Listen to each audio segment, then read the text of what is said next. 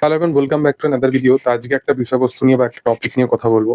তো তোমরা সকলেই জানো যে বাংলা ইন্ডাস্ট্রির এই মুহূর্তে যেরকম অবস্থা হয়ে দাঁড়িয়েছে, বাংলা ইন্ডাস্ট্রিতে আমরা সুপারস্টার মাফিক দুজনকে এখন ধরে চলছি, যারা সব রকম কাজের এখন সেই পোটেনশিয়ালটা তাদের মধ্যে আছে যে সব রকম কাজ তারা ডেলিভার করতে পারবে। এই মুহূর্তে দাঁড়িয়ে তাদের সেই অডিয়েন্সটুকু শুধুমাত্র তাদেরই আছে।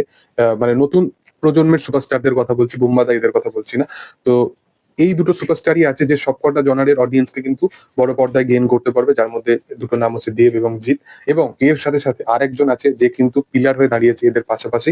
এই মানুষটাকে কখনো ভোলা উচিত নয় এবং এই মানুষটাকে নিয়ে এদের সাথে ক্লাসে নিয়ে আসা উচিত নয়। এটার নাম হচ্ছে শিবপ্রসাদ মুখোপাধ্যায়। তোমরা সকলেই জানো যে আজকের দিনে দাঁড়িয়ে প্রত্যেকটা মানুষের কিন্তু বাংলা ইন্ডাস্ট্রিতে নিজের জায়গায় কিন্তু ভালো ভালো অবদান আছে। যার মধ্যে অবশ্যই কৌশিক গাঙ্গুলি থেকে শুরু করে সৃজিত মুখার্জি সবাই। সৃজিত মুখার্জি তার একটা জনার আছে, সে আলাদা আলাদা ধারার সিনেমা করে, সেটা তার একটা মানে জনারটাকে রিপ্রেজেন্ট করার একটা অবশ্যই তার মানে বলতে পারো এটা তার ফটে। কৌশিক গাঙ্গুলি সে হয়তো সেরকম ধারার সিনেমা না বানালেও সে একজন ব্যাপক মাপের অভিনেতা। সে কিন্তু কমার্শিয়াল জনারে মির্জাকেও সাপোর্ট করেছিল এবং মির্জাতে ওই যে অ্যান্টি ক্যারেক্টারটা প্লে করেছিল সেটা কিন্তু দুর্দান্ত মাফিক ছিল। তো কৌশিক গাঙ্গুলি একজন খুব ভালো একজন অভিনেতা, এটা তোমরা জানো। বাট এই যে উইন্ডোজ, আমরা সকলে কিন্তু উইন্ডোজ ভাবলেই কিন্তু একটাই ন্যারেটিভ আমাদের মাথার মধ্যে সবসময় সেট হয়ে থাকতো যে উইন্ডোজ মানে সেই সিরিয়াল ধর্মীয় কাজগুলো করবে বা সেই ফ্যামিলি ড্রামা ওরিয়েন্টেড কাজগুলো করবে, এর বেশি তারা কখনো এগোতে পারবে না। কিন্তু আজকে পুজোর সময় ৩টে বছর পর পর তারা কিন্তু এক্সপেরিমেন্ট করছে এবং সেগুলো কিন্তু সফলতাও আনতে পারছে। আজকে তারা ২০২৩ সালে রক্তবীজ নিয়ে এলো এবং রক্তবীজ ছবিটা আউট এন্ড আউট একটা মাস বা লার্জার দ্যান লাইফ স্কেলে সেই ছবিটাকে ট্রিট করা হয়। ছবির মধ্যে কিছু কিছু ফ্যামিলি ড্রামা ওরিয়েন্টেড জিনিসকেও তারা কাজে লাগায় এবং তার সাথে সাথে সেই মাস ব্যাপারটাকেও তারা প্রপার ভাবে কাজে লাগায়। এর সাথে সাথে আরেকটা যদি ছবি বলি সেটা হচ্ছে বহুরূপী, এবং এই বছর আসছে রক্তবীজ 2। বহুরূপী গল্পটার মধ্যে একটা ড্রামা ছিল, একটা কমেডি ভাব ছিল, কিছুটা অ্যাকশন ছিল এবং দুটো ক্যারেক্টারের প্রপার বিল্ড আপ ছিল। তো বহুরূপী এক ধরনের মেন স্ট্রিম ধারার মাধ্যম দিয়ে এখনকার দিনে খুব ভালো মাপের একটা সিনেমা। তো এই মানুষটা আজকের দিনে দাঁড়িয়ে রক্তবীজ 2 এর যখন অ্যানাউন্সমেন্ট করছে, তাকে অনেক কিছু কথা কিন্তু শুনতে হচ্ছে। কিন্তু একটা কথা বুঝতে হবে যে বাংলায় কিন্তু নতুন সুপারস্টার চাই। আজকে তোমরা এই যে অনেকে না এই আতেলদের মতো কথাবার্তা বলে যে ম্যাডক ফিল্মস ভিকি কৌশলকে বা রণবীর কাপুরকে অন্য অন্য প্রোডাকশন হাউস বা সন্দীপ রেড্ডি বাংলা এত কেন বিল্ড আপ দিচ্ছে, এত কি করছে, এসবিএফ কেন অনির্বাণকে এত পরিমাণে বিল্ড আপ দিচ্ছে। বাট আজকের দিনে দাঁড়িয়ে যদি নতুন সুপারস্টার তৈরি না হয় তাহলে কোনো ইন্ডাস্ট্রির গ্রোথ হবে না। আজকে এই যে ফেক পিআর, বীর পাহাড়িয়া, এই যে সমস্ত কিছু শুনতে পাচ্ছ, এর পিছনে শুধুমাত্র রিজন হচ্ছে এটাই, তারা তাদের ইন্ডাস্ট্রির গ্রোথটাকে বাড়াতে চাইছে।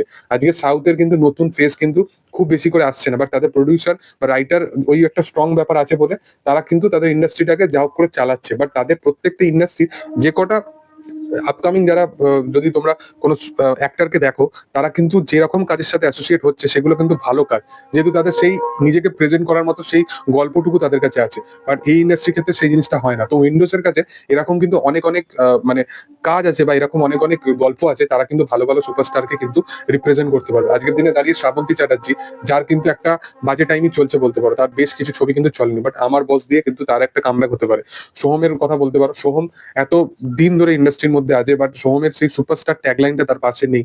বাট সোহমের কিন্তু কামব্যাক আমরা সকলেই ভাবতে পারছি যে রক্তবীজ 2 তে তার প্রেজেন্টেশন আশা করি ভালো হবে বা ভালো প্রিয়া ভূতের হোটেলে।